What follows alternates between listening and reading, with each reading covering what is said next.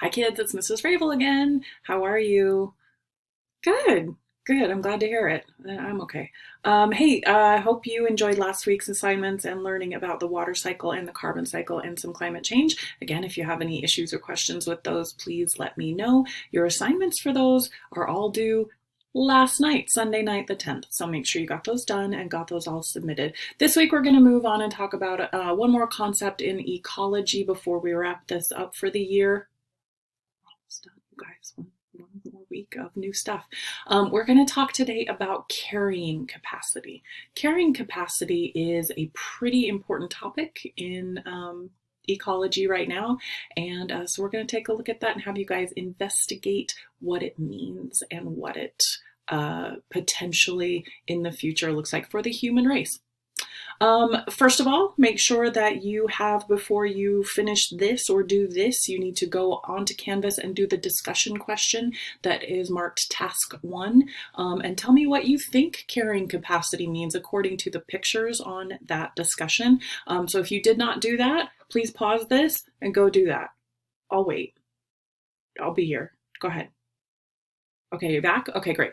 And then also, if you do not right now have the note guide open, the note guide and worksheet open that goes with this presentation, go flip over to Canvas, click on the thing that has the Google Doc for the note guide and worksheet that goes with this. I'll wait. And come on back. All right, good? Everybody good? Okay, we all ready to go? Okay, great. So let's get started. First of all, what is ecology? Ecology is technically the study of all the biotic and abiotic parts of an environment and how they interact with each other. What does that all mean? First of all, let's break down the words. Okay? Biotic, bios means life. The biotic parts of an environment are all of the living things there. Okay? Abiotic, remember the word part A always means without or apart from. So abiotic means the non-living parts of an environment.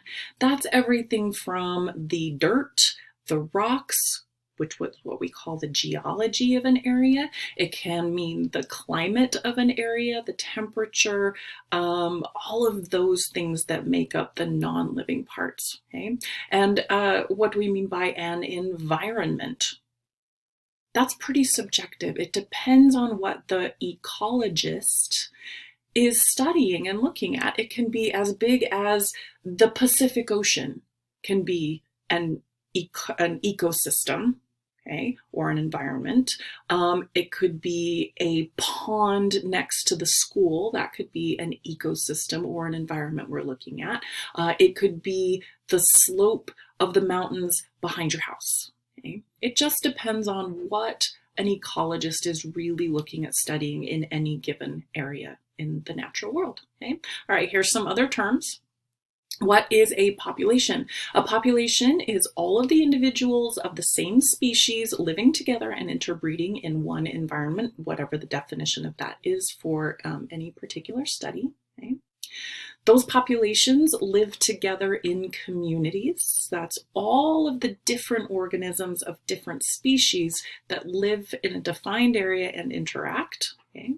And that area is typically known as a habitat. So again, there are ocean habitats, there are forest habitats, there's pond habitats. It just depends on what you're looking at. Okay? And finally, what is a niche? An ecological niche is all of the resources that an organism uses for survival, growth, and reproduction. It's also kind of their job. What role does an organism use, or what role do they play in their own ecosystem? Okay, so for example, a population on a coral reef environment, you might have a population of little yellow fish called yellow tang. If you've seen the movie Finding Nemo, that's Bubbles. They live in little schools of groups. That's a population of yellow tang on a coral reef habitat. They're not the only fish that live there or the only living thing that lives there. They live in a community of other organisms that includes the corals themselves. Corals are animals. Take my marine biology class for more information. There are also other species of fish that live on a coral reef. We've got unicorn fish, we've got octopus, we have sharks, we have eels, crabs, snails. all kinds of things that are each in their own population, and all those populations interact as a community in their habitat, and each population has their ecological niche as producer, consumer, predator, prey, apex predator. Okay, all right. Now, if you'd like to pause this to go fill in these definitions on the note guide, I'll wait. Come on back. Okay, back? Okay. Limited resources. So within every ecosystem, there is a finite amount of resources. Okay. Every population has specific required resources to survive, and those resources are not infinite. They are limited. Okay. And if they are limited to a certain amount, they can in turn affect the size of populations that depend on them. Specific limited resources for every organism includes water, food, space, mates. That's it. Those are your 4 basic things that you need to survive. And there is always a limited amount of each of those in an environment. Okay. Now, the other thing that can affect population size and population growth are called limiting factors. Okay? So we have limited resources and we have limiting factors. Both of those work together all the time to control how many of any given species exist in an ecosystem. Okay. There are 2 major kinds, 2 groups of limiting factors. One is called density-dependent limiting factors. That means it depends on how many organisms or how many individuals of a species are in a population.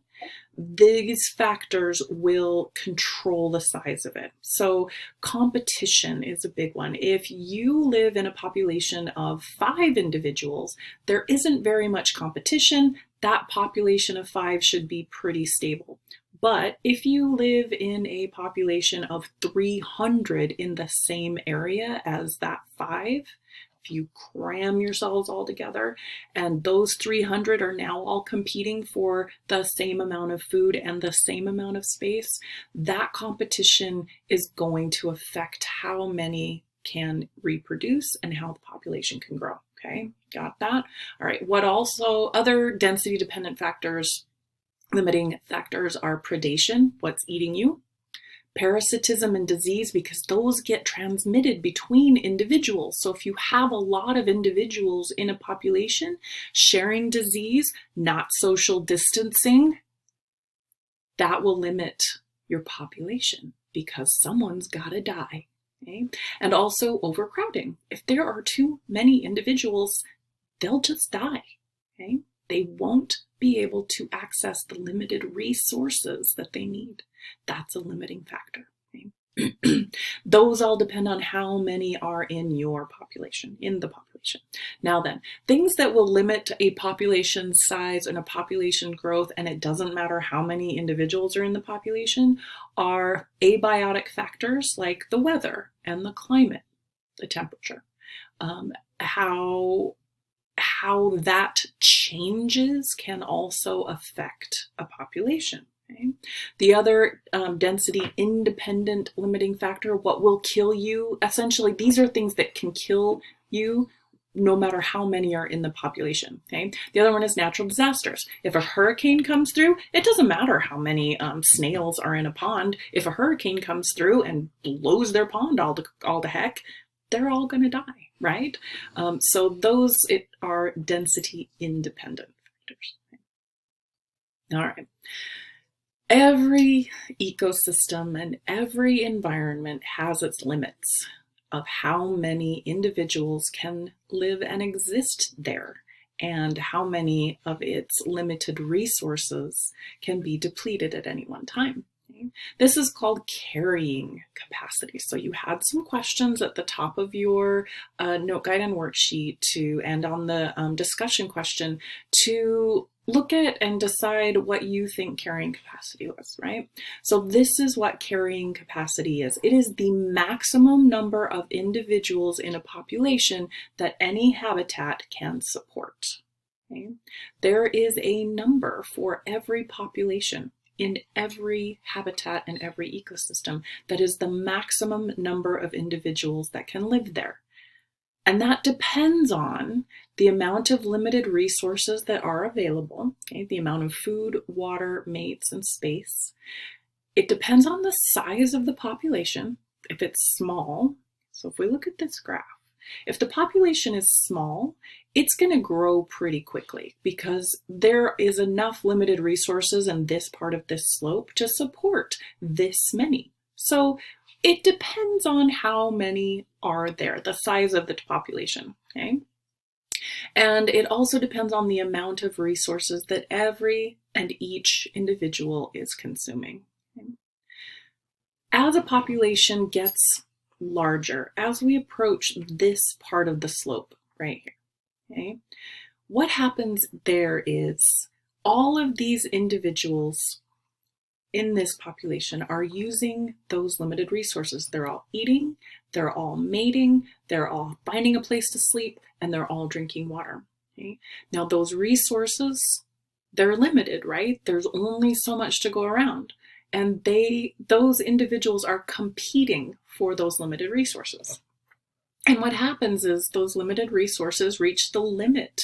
There just aren't anymore. And so we get to this part of the curve right there in population growth.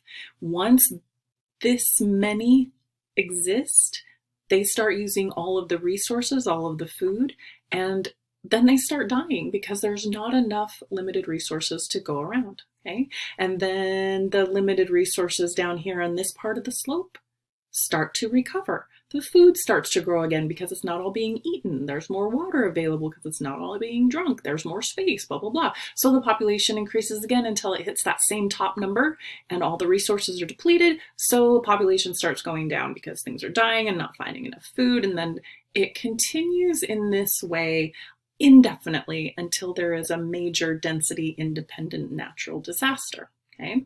Now the midline through those fluctuations, that is what we call the carrying capacity. That right there is the maximum number of these individuals that can live in this ecosystem based on the natural resources.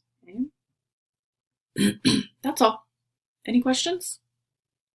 Okay, if you have questions, come to the Google Meet. You guys, I never see anybody in there. I guess you guys are all just doing dandy, which is good. I still miss your faces. It's fine. Go finish the rest of the worksheet that goes with this. And if you have any questions, let me know. There will be a test on ecology posted probably on Monday of next week. It'll be fast and it'll be on the cycles that we talked about last week and the carrying capacity stuff for this week. So let me know how you are. Be safe, be healthy, be happy, and I hope to see you all soon. If not, have a great summer.